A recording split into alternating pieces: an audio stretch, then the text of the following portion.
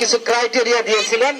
আমি আমার ঈশ্বর স্যার সহকর্মী আমার আমিরুল স্যার বসে সেই ক্রাইটেরিয়া ফুলফিল করার জন্য প্রায় 6 মাস পর বললো যে আপনাদের একটা নয়ন ইউনেস্কো কর্তৃক একটি প্রকল্প একটা মঞ্জুর হয়েছে। সেই মঞ্জুরটা হয়েছে গোটা বাংলাদেশে 5টা প্রতিষ্ঠানে হয়েছে। কিরকম কত প্রতিষ্ঠান? 5টি প্রতিষ্ঠান, 5টা প্রতিষ্ঠানে রয়েছে। 2টি আছে সেকেন্ডারি লেভেল, একটা আছে ইউনিভার্সিটি, একটা আছে প্রাইমারি, একটা হচ্ছে কলেজ। সেকেন্ডারি লেভেল স্কুলের মধ্যে আমার রাজশাহী বিভাগে মহাপুর উচ্চ বিদ্যালয় মহানপুর রাজশাহী, দিনাজপুরের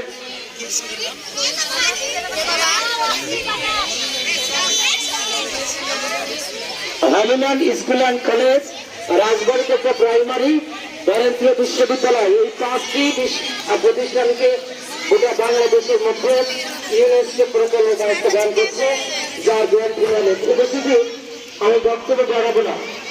আজকের যে হরিনামটা আপনারা দেখছেন, ঐতিহ্যবাহী পূজা সংস্কৃতি পুনরুদ্ধারে শিক্ষার্থীদের সক্রিয় অংশগ্রহণের মাধ্যমে কমিউনিটি সম্পৃক্ততা ও শিক্ষার্থীদের ক্ষমতার শীর্ষ প্রকল্পের আওতায় জয়েন পূজা উৎসব। আপনারা জানেন আমার এখানে নিয়ার অ্যাবাউট 500 স্টুডেন্ট।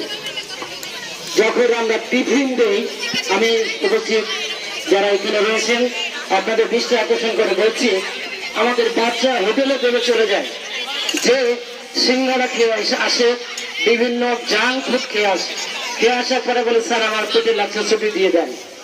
এইভাবে যদি কন্টিনিউ করতে থাকে তাহলে আমার এই স্কুলে নিয়ার অ্যাবাউট 500 স্টুডেন্ট, একটা পরিবার যদি ক্ষতিগ্রস্ত হয় একটা বাচ্চার চিকিৎসার জন্য আর্থিকভাবে, তাহলে গোটা দেশ এরপরে ইম্প্যাক্ট হয়ে যায়, প্রভাব পড়ে যায়।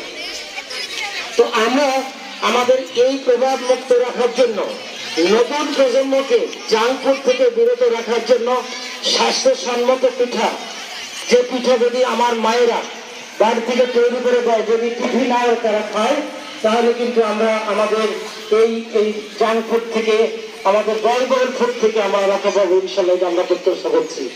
উপস্থিতি আপনারা নিশ্চয় জানেন আমরা এখন সবাই শহরমুখী হয়ে গেছি।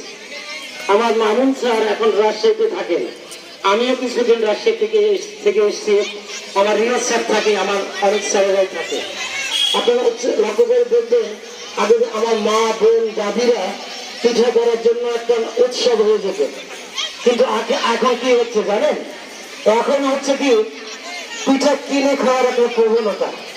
শহরে গেলে ধুপি পিঠা, ভাপা পিঠা বা অন্যান্য সিপাহী পিঠা যেগুলো